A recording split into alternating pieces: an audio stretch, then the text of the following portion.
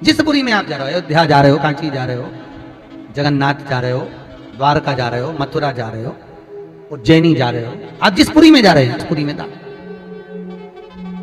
उसका महत्व। शिव कथा कह रहे महाराज, कोयल का तुम जन्म हो, हे सती, जिस समय पर 2 आषाढ़ पड़ेंगे और तुम मेरी आराधना करोगी तब मुझे वापस पालोगी। महाराज शास्त्र कहता है अधिक मास के महीने में शंकर के मंदिर में किया गया दीपदान, अन्नदान, वस्त्रदान, जो भी दान हम शिव मंदिर में करते हैं उसका फल हमें शीघ्रता में ही प्राप्त है, अधिकता में ही प्राप्त है।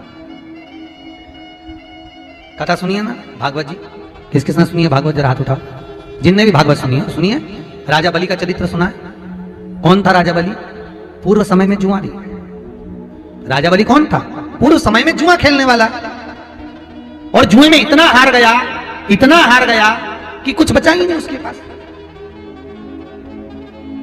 अब जब जुए में हार गया सब कुछ, तब बड़ा दुखी हुआ। उसने सोचा करूं क्या, तो एक संत के आश्रम में चला गया, और संत के आश्रम में जाकर वहां से एक कमंडल, एक आसन, एक छत्र, पादुका सब चुरा कर ले आया, और उसने अपने दोस्तों के साथ मिलकर जुए में लगा दिया। अब दोस्तों को मालूम था कि हारेगा, तो दोस्तों ने क्या करा, अपनी पूरी जायदाद ये 4 चीजों में लगा दिया। अब 4 दोस्त का माल एक छतरी, एक कमंडल, एक आसन, एक पादुका में लग गया। और आज क्या हुआ कि ये जीत गया, वही जुआरी जो रोज हार रहा था आज जीत गया।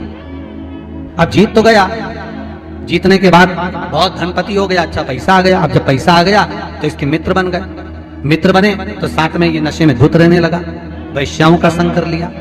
अब वेश्या का संग करा तो एक दिन एक वेश्या ने इससे कहा कि तुम कल मुझसे मिलने आओ तो मेरे लिए बीड़ा और गजरा लेकर आना बालों में लगाने का। तो ये नशे में धुत होकर जा रहा था, और हाथ में बीड़ा था और गजरा था, और जाते जाते पत्थर से टकरा गया, नीचे गिर गया,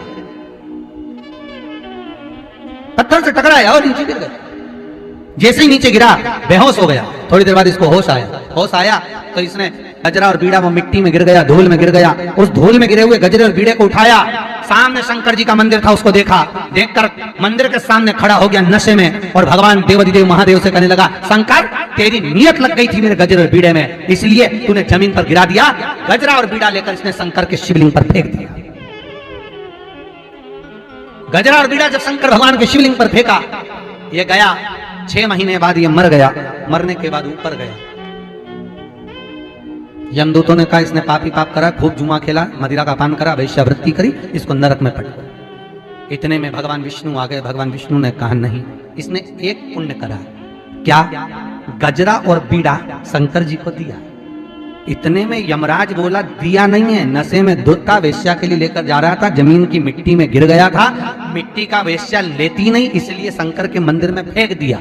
भगवान विष्णु बोले भले फेंका, फेंकने को तो नली में फेंक देता, गटर में फेंक देता, पर शंकर के मंदिर में फेंका ना, इसलिए एक काम करो, जितने कदम चलकर ये शंकर के दरवाजे तक गया था उतने कदम गिने जाएं, और जितने कदम ये शिव के मंदिर में जाकर फेंका है उतने कदम गिनकर उतने दिन तक इसको वैकुंठ का राज्य दे दिया जाए, इंद्र का सिंहासन दे दिया जाए, देव इंद्र का सिंहासन। उस जुआरी को 14 कदम शंकर के मंदिर गया था तो 14 घड़ी के लिए इंद्र का सिंहासन दिया उस जुआरी को। वो सिंहासन पर जैसे ही बैठा उसने विचार करा कि मैंने मात्र शंकर के मंदिर में गजरा और बीड़ा मिट्टी का दिया था तो मुझे इंद्र का सिंहासन मिल गया, अगर ज्यादा दान कर लेता तो। इसने ताली बजाकर रावत को बुलाया, दान कर दिया, अप्सराएं बुलाई, दान कर दी। इंद्र के माल जितना इंद्र का सामान था, कुर्सी, जायदाद, दौलत, संपदा, सब दान कर दिया। थोड़ी देर बाद उड़ गया, 14 घड़ी पूरी हो गई। इंद्र सिंहासन पर बैठे हुए, रावत को बुलाए तो आए ही नहीं, अप्सराओं को बुलाए तो आए नहीं। किसी ने बताया वो जुआरी बैठा था, सब लुटा गया,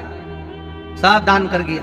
इंद्र दौड़ के भगवान विष्णु के पास गए, महाराज कैसे व्यक्ति को कुर्सी पर बिठा दिया, वो सब बर्बाद कर दिया। भगवान विष्णु बोले रे इंद्र, जो तू इतने सालों में नहीं कर पाया वो 14 घड़ी में करके निकल गया, 14 घड़ी में कर गया, मात्र 14 घड़ी में।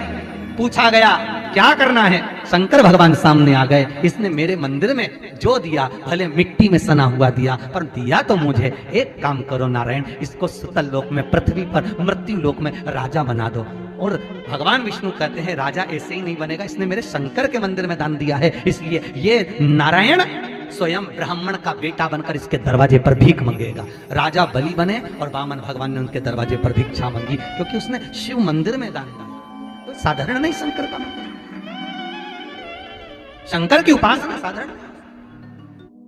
अगर आप कथा में जा रहे हो, आप कथा श्रवण करने बैठ रहे हो, आप टीवी चैनल के सामने भी बैठकर कथा सुन रहे हो, आप मोबाइल पर भी अगर कथा का स्मरण कर रहे हो, और जिस भाव से आप कथा करवा रहे हो, सुन रहे हो, ये तुम्हारी चित्तवृत्ति में होना चाहिए कि कोई अगर निंदा कर रहा है, बुराई कर रहा है, तो हमको कथा में पहुंचने का मौका दे रहा है। अगर ज्यादा पाप बड़ा होता तो टीवी खोलने के बाद भी लाइट चली गई होती।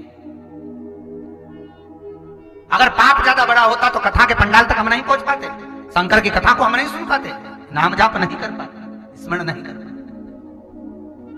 भला हो उसका जिन्होंने हमारी निंदा करी तो हम कथा में पहुंचे, भला हो।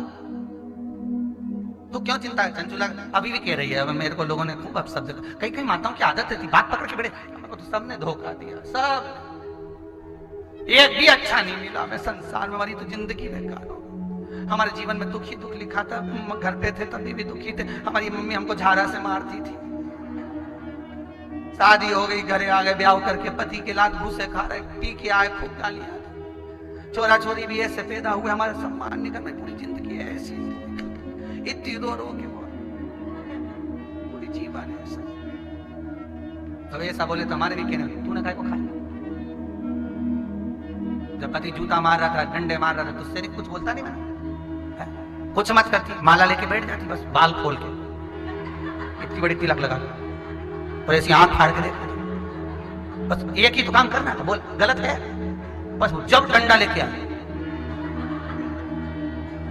बस कुत्ता में तेरे को मार दे तो गारंटी, तू बैठ तो सही है की बात,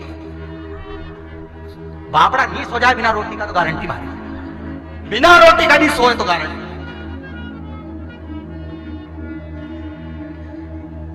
और छोरा छोरी थारे ऊपर हावी हो तू नहीं बन जाए।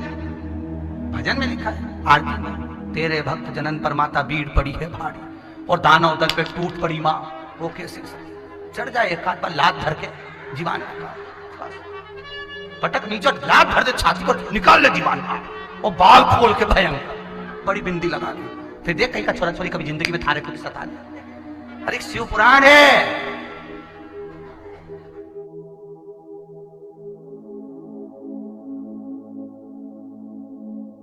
उम्मीद है यह वीडियो आपको अच्छी लगी होगी। वीडियो अच्छी लगी हो तो इसे दूसरों के साथ भी शेयर करें ताकि वे भी इस उपाय का लाभ उठा सके। साथ ही हमारे चैनल को भी सब्सक्राइब करें ताकि ऐसी ही जानकारी आपको हमेशा टाइमली मिलती रहे। धन्यवाद। श्री शिवाय नमस्तुभ्यम।